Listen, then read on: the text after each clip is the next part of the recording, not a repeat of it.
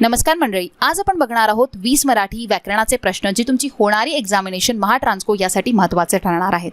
तर आजचा सेशन जो आहे त्यामध्ये मी 20 वेगवेगळ्या प्रकारचे प्रश्न तुम्हाला शिकवणार आहे आणि त्यामध्ये छोटे छोटे जे रूल्स काय काय अप्लाय होतात ते तुम्हाला सांगणार आहे। म्हणून आजचा व्हिडिओ तुम्हाला कंप्लीट एंडपर्यंत बघायचा आहे। तर वळूया व्हिडिओकडे। व्हिडिओ सुरू करण्याआधी तुम्हाला हे सांगू इच्छिते की मी संपूर्ण मराठी व्याकरणाचा कोर्स जो आहे तुमच्यासाठी लॉन्च केलेला आहे। जर तुम्ही महाट्रान्सकोसाठी प्रिपेअर करत असाल किंवा त्यानंतर तुम्ही कुठल्याही स्पर्धा परीक्षकांसाठी जर तुम्ही प्रिपेअर करत असाल आणि त्यामध्ये जर मराठी येत असेल तर त्यासाठी हा एकच कोर्स तुमच्यासाठी खूप महत्त्वाचा ठरणार आहे। कारण यामध्ये मी तुम्हाला 20+ लेक्चर्स प्रोव्हाइड करणार आहे। म्हणजे टोटल 23 मराठी व्याकरणाचे टॉपिक मी तुमचे कव्हर करणार आहे आणि ते पण मी तुम्हाला खूप डिटेलमध्ये एक्सप्लेन केलेले। ऑलरेडी 3 टॉपिक माझे टाकून झालेले आहे।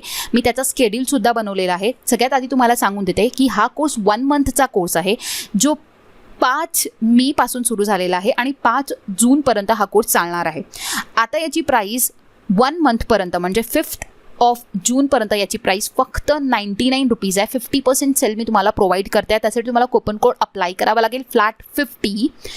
आफ्टर दॅट हा कोर्स ओरिजिनल प्राइसवर प्रोव्हाइड केला जाईल आणि हा कोर्सचं शेड्यूल काय आहे मी तुम्हाला हे सांगू इच्छिते। आता 23 टॉपिकला मी कसं डिवाइड केलेलं मी एकदम शॉर्टमध्ये सांगते।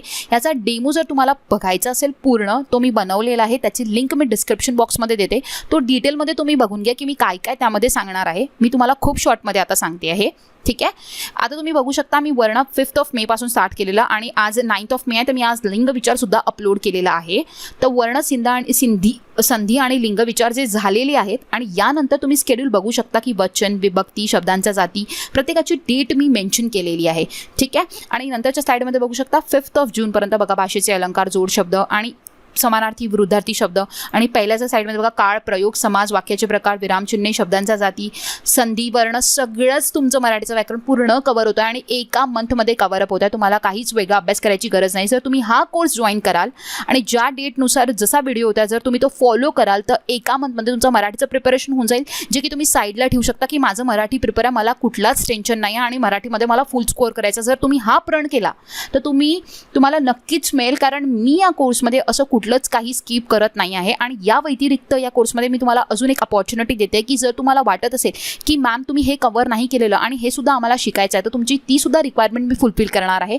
मी जसं 5th ऑफ जूनला माझा कोर्स कंप्लीट अपलोड होऊन जाईल त्यानंतर मी डाऊट सेशन्स ठेवणार आहे। त्यानंतर तुमची जी रिक्वायरमेंट आहे त्यावर मी तुम्हाला व्हिडिओज प्रोव्हाइड करणार आहे, तर ते सुद्धा तुम्हाला सगळं मिळणार आहे। आणि जर आता पण तुम्हाला उशीर नाही झालेला आहे, फक्त मी 3 व्हिडिओज टाकलेले आहेत आणि मी व्हिडिओ 3 टाकलेले पण मला खूपच छान रिस्पॉन्स मिळाला आहे। मला खूप छान प्रत्येकांचे कमेंट्स येतात आहेत की मॅडम तुम्ही खूप छान एक्सप्लेन केलेला आहे, खूप डिटेलमध्ये एक्सप्लेन केलेला आहे, आम्हाला खूप छान समजायला आलेलं आहे। म्हणूनच मी तुम्हाला रिकमेंड करते आहे तुम्ही तुमच्या मित्रांची सुद्धा रिव्ह्यू घेऊ शकता।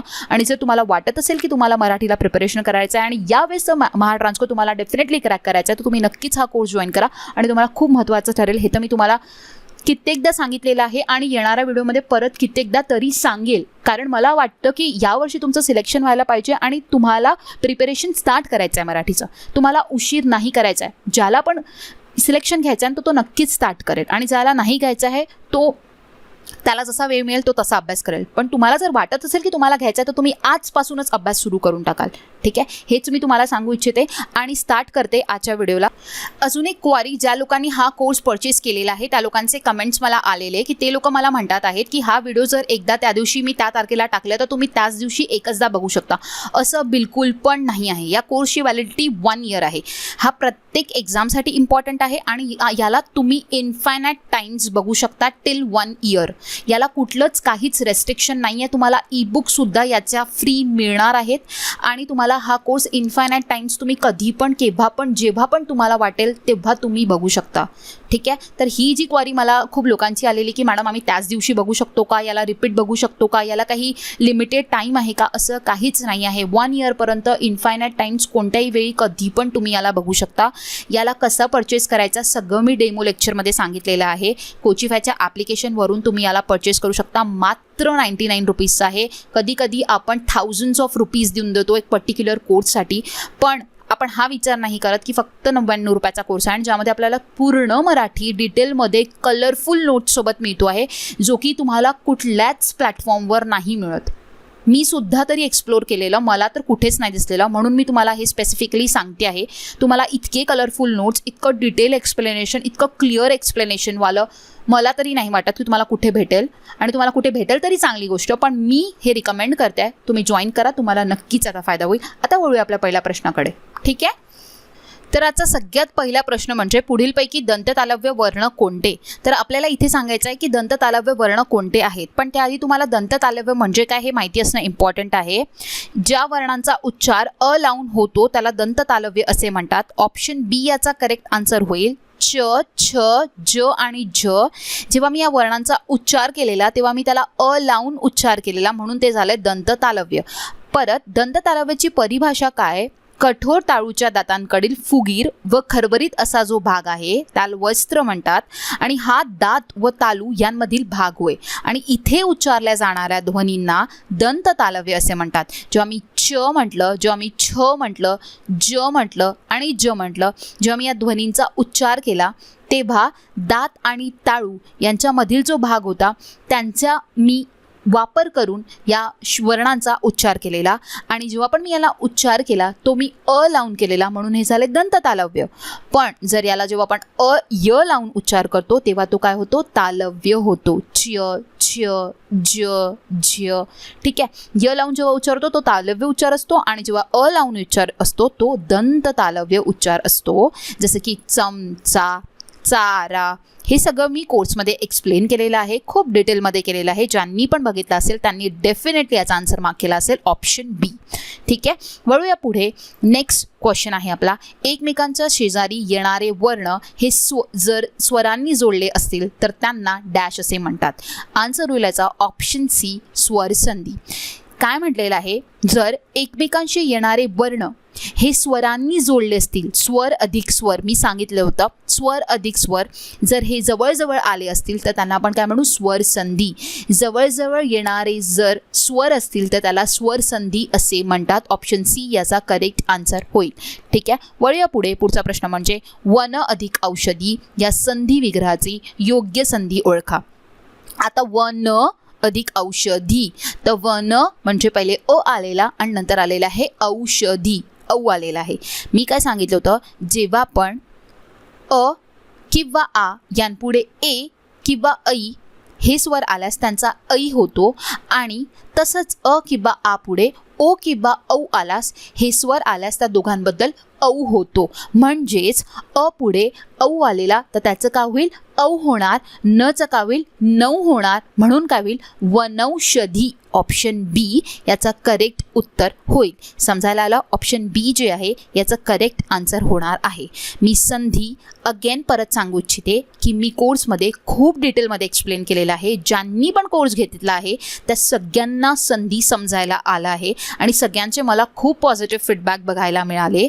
जर तुम्हाला पण शिकायचं असेल तर तुम्ही जॉईन करू शकता आणि तुमचे सगळे डाऊट संधीला घेऊन क्लिअर करू शकता. वळूया पुढे. नेक्स्ट प्रश्न म्हणजे गो अधिक ईश्वर या संधी विग्रहाची संधी काय होईल. तर गो म्हणजे काय आलेला आहे, ओ आलेला आहे आणि नंतर ईश्वर आलेला आहे. तर ए, ऐ, ओ आणि औ या स्वरांपुढे जर कुठलं पण स्वर येणार तर काय होईल, एचं अय होतं, ऐचं आय होतं, ओचं अव होतं आणि औचं आव होतं, आणि त्यांच्या पुढे जो स्वर होतो त्यामध्ये मिसळून जातो, हे मी सांगितलेलं होतं. ठीक आहे. तर गो अधिक ईश्वर आहे. ओ आलेला आहे, ओचं काय होतं, अव होतं, आणि अव सोबत ई आलेला आहे म्हणून अवी होऊन जाईल, म्हणून गोचं काय होईल, गवीश्वर. ऑप्शन बी याचं करेक्ट उत्तर होईल. ओच नंतर ई आलेलं, ओचं अव होतं, पण अव नंतर ई आलेलं म्हणून अवमध्ये ई मिसळून जाईल म्हणून अवी होऊन जाईल, म्हणून गोचं काय होऊन जाईल, गवी आणि गवीश्वर. ऑप्शन बी याचं करेक्ट उत्तर होईल. आय होप तुम्हाला समजायला आलेलं असेल. वळूया पुढे. पुढचा प्रश्न म्हणजे कोणत्या दोन वर्णांना स्वरादी म्हणतात. कोणते दोन असे वर्ण आहेत जे स्वरादी म्हणून मानले जातात. ते असतात अनुस्वार व विसर्ग. ऑप्शन सी याचा करेक्ट उत्तर राहील. अनुस्वार व विसर्ग हे दोन स्वरादी वर्णांमध्ये असतात. ठीक आहे. वळूया पुढे. पुढचा प्रश्न म्हणजे ख, घ, छ, ठ आणि ढ या व्यंजनांना कोणते व्यंजन म्हणतात. आन्सर होईल याचं ऑप्शन बी, महाप्राण. का बरं महाप्राण होईल, किंवा जेव्हा मी या वर्णांचा उच्चार केला तेव्हा ह या वर्णाचा उच्चार त्यातून निघालेला. ठीक आहे. आणि जेव्हा पण असं होईल तेव्हा त्याला आपण महाप्राण असे म्हणू. ह या वर्णांचा उच्चार करताना फुफ्फुसातील हवा ही तोंडावाटे जोराने बाहेर फेकली जाते, म्हणून याला महाप्राण असे म्हणतात. ख, घ, छ, ठ, ढ हे काय झालेलं आहे? महाप्राण झालेलं. कारण जेव्हा मी याचा उच्चार केला तेव्हा मी ख म्हटलं म्हणजे क अधिक ह म्हणजेच काय झाला? ख झाला. ह या उच्चाराची उच्चारण झाल्यामुळे त्याला महाप्राण असे आपण म्हणू. ठीक आहे. म्हणून ऑप्शन बी याचं करेक्ट उत्तर होईल आणि बाकी सगळे राहिलेली ती असतात अल्पप्राण. ठीक आहे. वळूया पुढे. पुढचा प्रश्न म्हणजे क्षणभंगूर या शब्दाचा विरुद्धार्थी शब्द खालीलपैकी कोणता? आता क्षणभंगूर म्हणजे काय होतं की थोडा काळ टिकणारे, म्हणजे अगदी थोड्या वेळासाठी. ठीक आहे. तर त्याचं समानार्थी शब्द काय राहील? अस्थायी, अल्पायुषी, क्षणिक म्हणजे काही वेळासाठी टिकणारे, काही वेळासाठी होणारे. ठीक आहे. त्याचंच अपोजिट वर्ड काय असणार आहे इथे? चिरकालीन. चिरकालीन म्हणजे काय होते? सदैव, जो कधीही लोप पावत नाही असा. ठीक आहे. चिरकालीन जे आहे याचं करेक्ट उत्तर राहील ऑप्शन सी जे आहे ते विरुद्धार्थी शब्द आहे क्षणभंगूरचं. ओके. वळूया पुढे. पुढचा प्रश्न म्हणजे खालील अवयवांचा प्रकार ओळखा. आपल्याला अवयवांचा प्रकार इथे सांगायचा आहे. आणि पण किंवा हे कुठले अवयवांच्या प्रकारामध्ये येतात? आन्सर येईल इथे उभयान्वयी अव्यय. ऑप्शन सी याचं करेक्ट उत्तर येईल. उभयान्वयी अव्यय म्हणजे काय होतं? दोन किंवा अधिक शब्द अथवा दोन किंवा अधिक वाक्ये यांनी जोडणाऱ्या अविकारी शब्दांना आपण उभयान्वयी अव्यय असे म्हणतो. ठीक आहे. उभय म्हणजे काय होते? दोन होते. आणि अव्यय म्हणजे काय असते? संबंध. जेव्हा दोन अथवा अधिक वाक्यांचा किंवा शब्दांनी एक जर संबंध तयार होतो एक शब्द जोडून, त्याला आपण म्हणतो उभयान्वयी अव्यय. ठीक आहे. आणि पण, किंवा, म्हणून, व, अथवा, वा, की, परंतु हे सगळे जी आहे ही उभयान्वयी अव्यय आहेत. ठीक आहे. सो ऑप्शन सी याचं करेक्ट उत्तर होईल.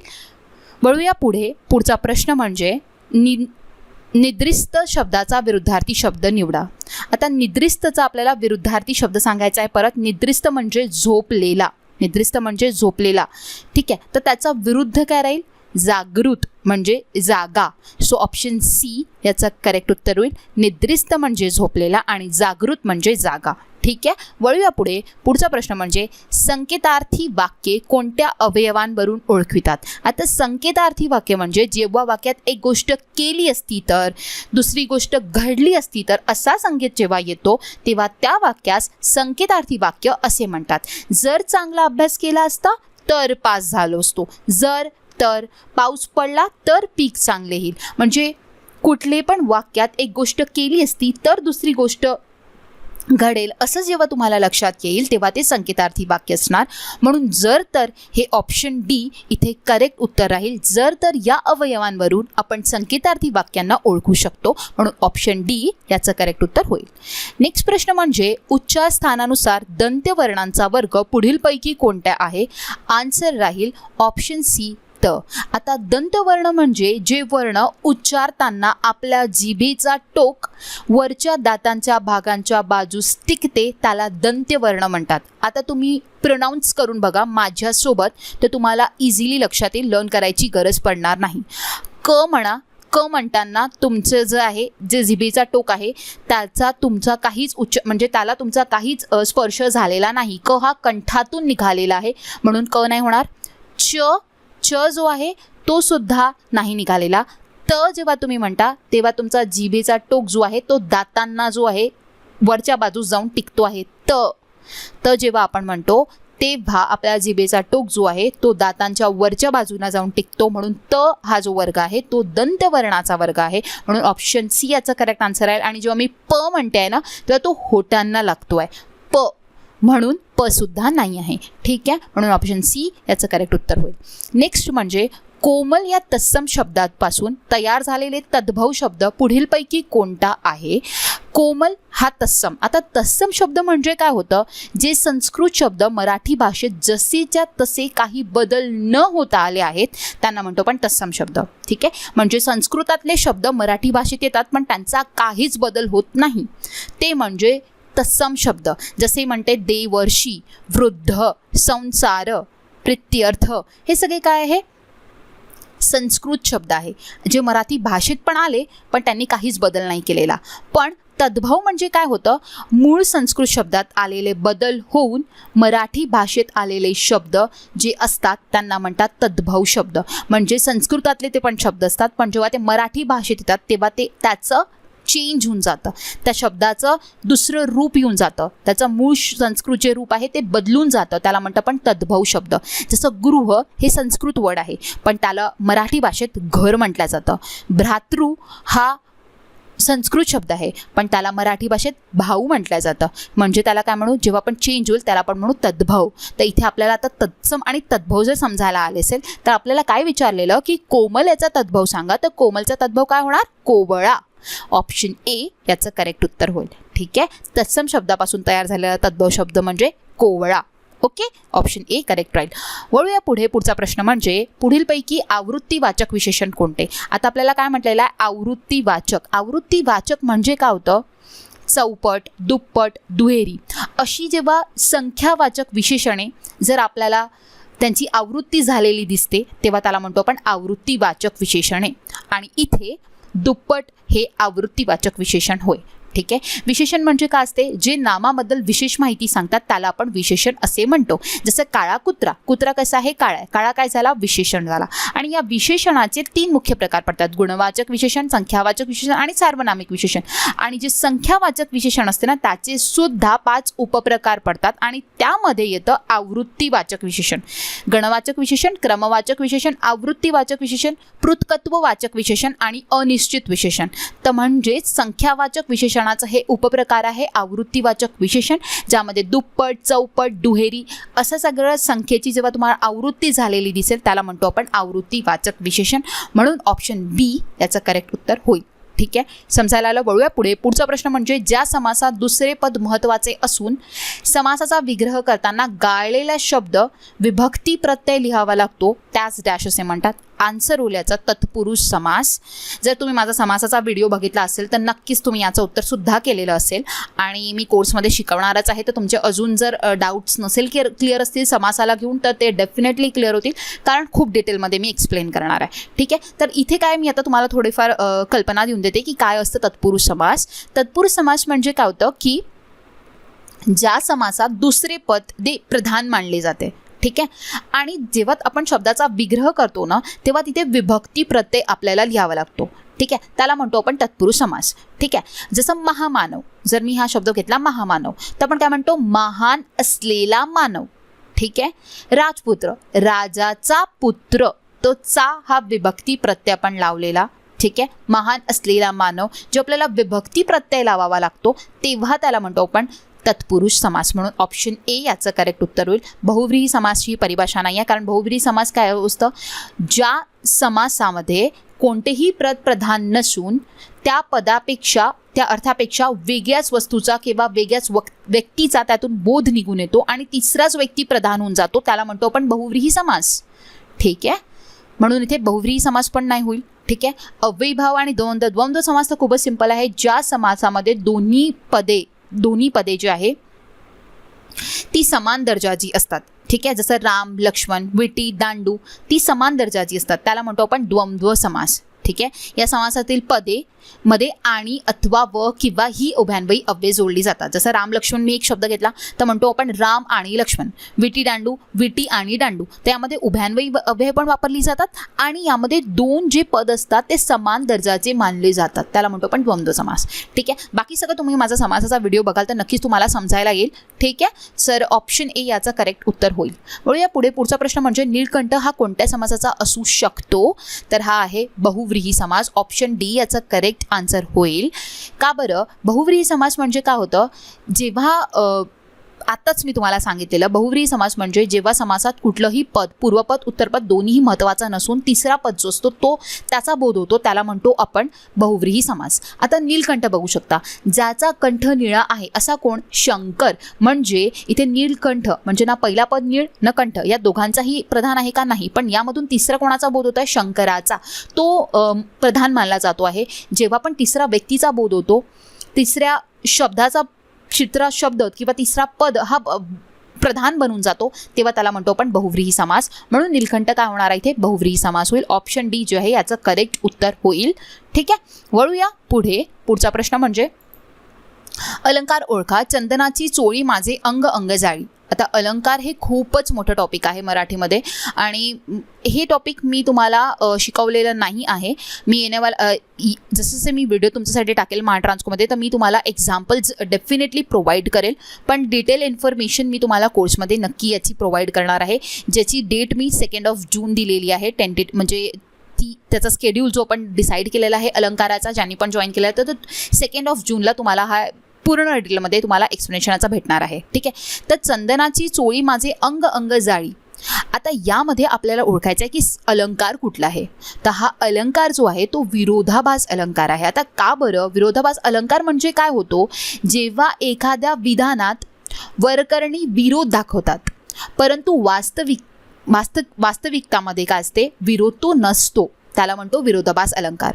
म्हणजे असं दाखवलं जातो की विरोध होतो आहे पण ॲक्च्युली तो होतो का नाही. आता तुम्ही सेंटेन्स बघाल तर चंदनाची चोळी माझे अंग अंग जाळी याचा अर्थ माहिती आहे का होतो, न गवसलेले रत्न म्हणता येईल. न गवसलेले रत्न म्हणजे याचा अर्थ किती छान होतो आहे.